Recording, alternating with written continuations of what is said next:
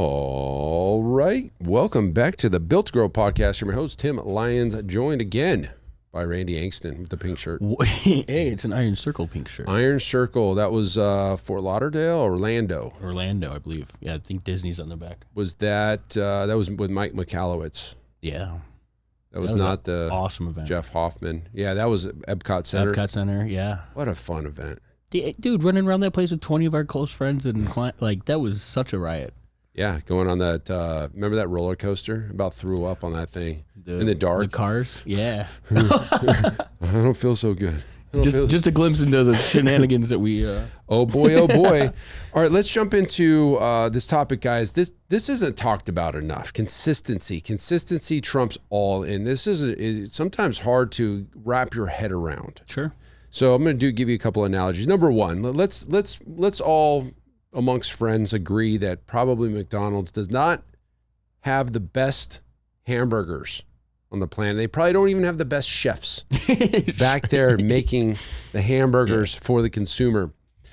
McDonald's, however, sells by triple, maybe, definitely double, more hamburgers across the world than any other restaurant in existence. Mm-hmm. Billions. And we all agree that their hamburgers probably not in the top 10, 20, or 50 of the hamburgers that you know in your area or whatever you tried in your life. For quality of an individual burger, yeah. They don't get the best chefs, and they don't have the best burgers at the end of the day. The product is subpar, but they sell the most. Correct.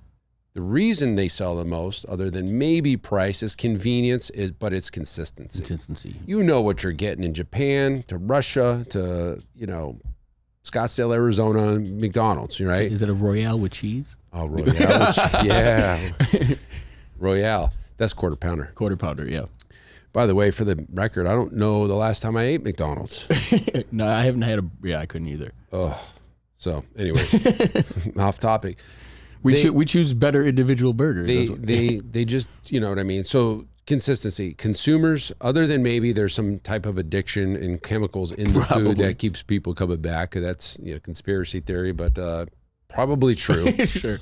That's one reason they sell so much. Another example is, my daughter and my wife go to the barn every day. They go and train horses, and on their way home, they pick up a shake, like a protein shake, and typically they'll go to Nectar, and Nectar's a chain. Chain out here, yeah. And there's probably 5 in this area, and they'll bounce around depending on what side of town they're on. They'll grab a Nectar, and they get the same shake every time, just like, a normal person would. And they had to stop going there because they never knew what they were going to get. One day it was super runny. One day there was no almonds in it. There was another day it was super thick and just didn't taste the same. And they never knew what to expect. Yeah. And while it was more convenient and probably cheaper, they stopped going to those Nectars and they go to this other hole-in-the-wall shake place because every single time they get the same consistency, quality, and shake. It's more expensive. There you go. And so that's why, right? And that's just a great case in point because you told me about the restaurant you used to eat breakfast at, and they were changing the steak on you. I go to a breakfast place every so often here in town, and the omelet will come out different. Yep. We're pretty much creatures of habit. And the other definite tell that will tell you how important consistency is to your clients is that the day that you make a change to the schedule, a coach, or a piece of equipment, or a price. Yeah. You hear about it. Oh, yeah. Nobody used that piece of equipment in the corner for 20 years, and you pull it out of there, and all of a sudden there's change, and people go berserk, right? Yeah. Whatever it is, right? That's an exaggeration. And so consistency trumps everything from even the quality of the product, i.e. McDonald's. Consistency is what your clients crave.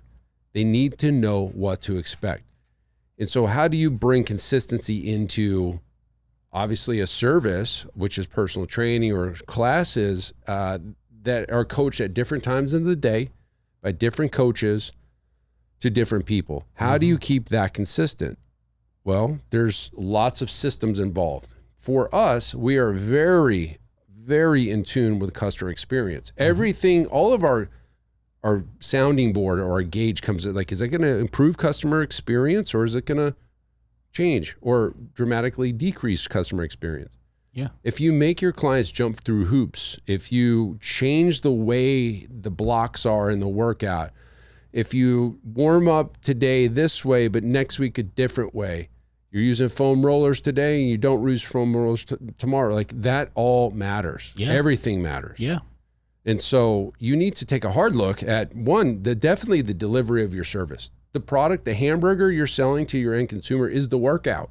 Yep.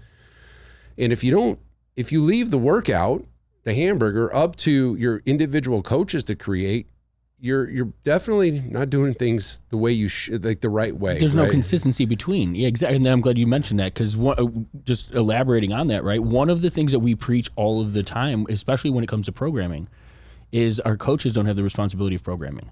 It's brand down, right? And that is so that the brand can control the consistency.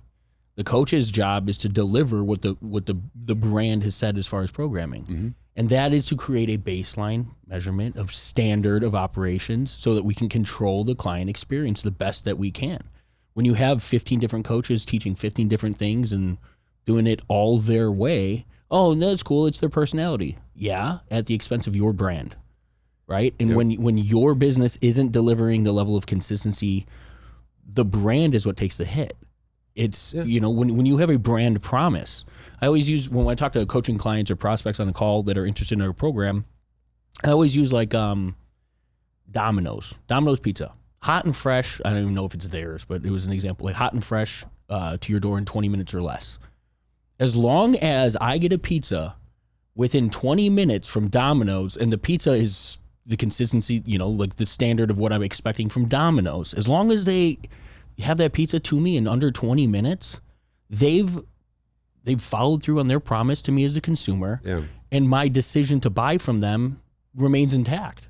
Right? Was it 20 minutes? It used to be. I mean, I'm 30 sure minutes? Maybe 30. I don't remember. I mean, how can they even claim that when they can't control the traffic?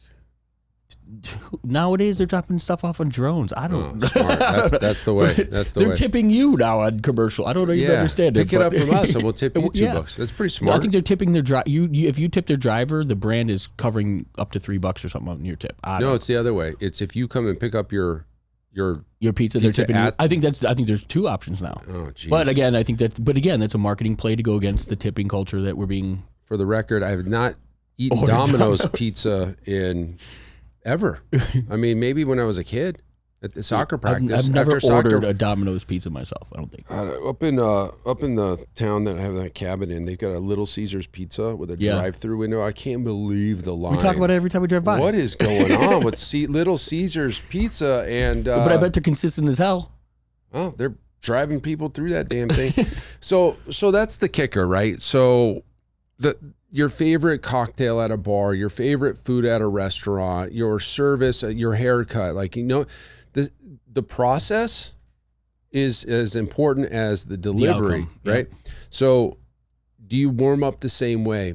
Do you have your blocks set up, like core block, whatever primary block, secondary block, core, Metcon, like do you do those things? Is it by design every single time?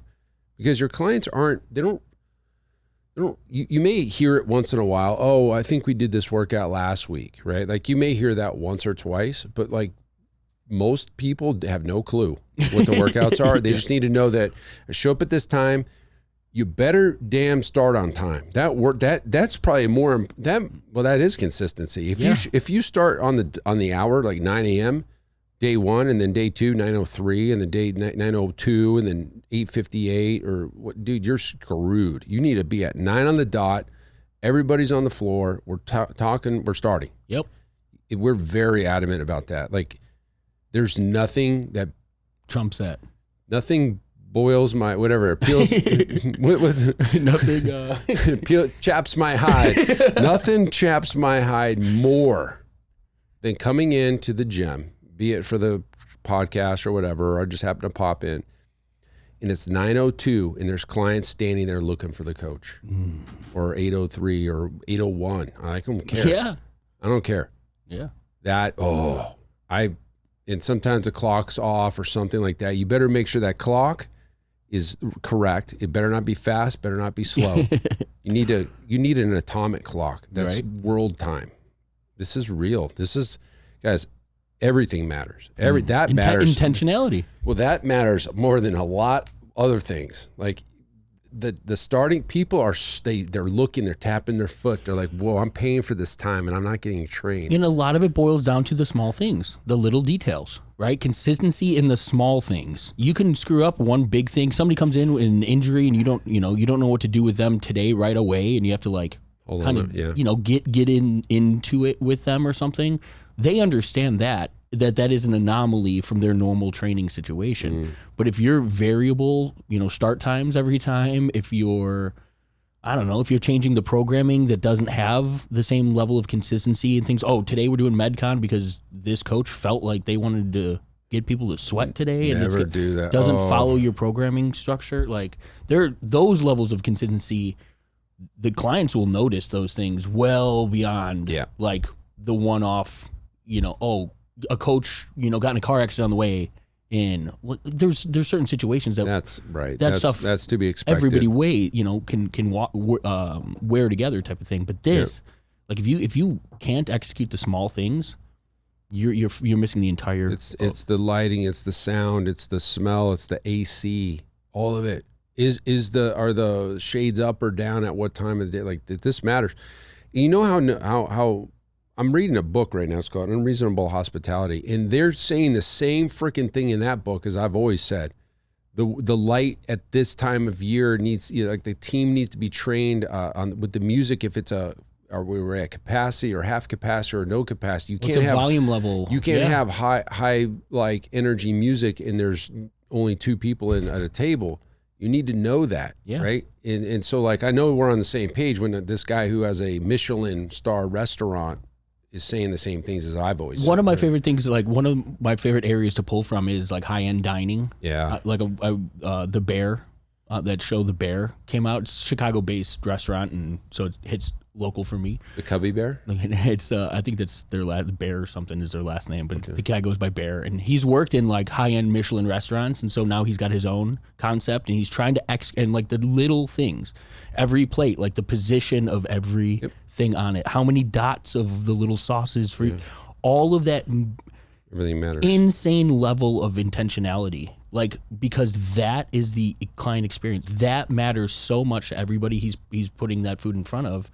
But when you go into your business and you have that level of clarity, that level of intentionality, that level of care, your clients, they become accustomed to that. But then that is the standard that you've set. Yep. It's $180 to sit down at the restaurant or something like that per plate, per person type of thing. You better damn well execute that to the this might be the only time that person ever has the opportunity to sit in front and have one of your meals. If you fail that client, like they're never coming back. Exactly. And the thing about bad experiences, you don't need to ask your clients or your customers to share the word around the town about a bad experience because they're going to do it. No news is good news. Yeah. No, they're going to tell everybody how shitty your gym is really quick. If you treat them wrong or you get whatever, if it was a bad experience, inconsistency would also create I left that gym. It wasn't for me. Yeah. Okay. They're not going to. You don't have to ask them. They're going to tell everybody. It's like 5 to 1. It takes like. Somebody that has a negative experience will tell 5 times more people than somebody that has a great experience. They just won't tell anybody. Yeah. And the weird thing about that is, and I've kind of done this with sometimes when there's like a service provider that we use that are so good. Like if we let everybody know, don't get too busy, and we take the hit, Nick. Nick. As soon as I start giving Nick's name out, our shit takes a hit. And so like that's the same thing. Your clients aren't telling all their friends. They don't want to get too busy so that they don't get the same service, right? Yeah. So just be heads up in case you're not getting referrals. It may be because you're too good. Yeah. It happens, man. Nick. Sure. Anyways, all right. Well, that was it for this episode. Hopefully you enjoyed it. And go look at your consistency, guys. Everything matters. Everything. Your delivery, consistency trumps all. That's it for this episode. Until next time, keep changing lives. See you on the next show, Nick. Bye. All right. Thanks for listening to another episode of the Built to Grow podcast. If you want more help growing your business, join our free Facebook group, Profit Accelerator, helping training gyms grow to $30,000 a month and beyond. We'd love to see you there. Go check out the show notes for the link and keep building something great. And we'll see you in the next episode.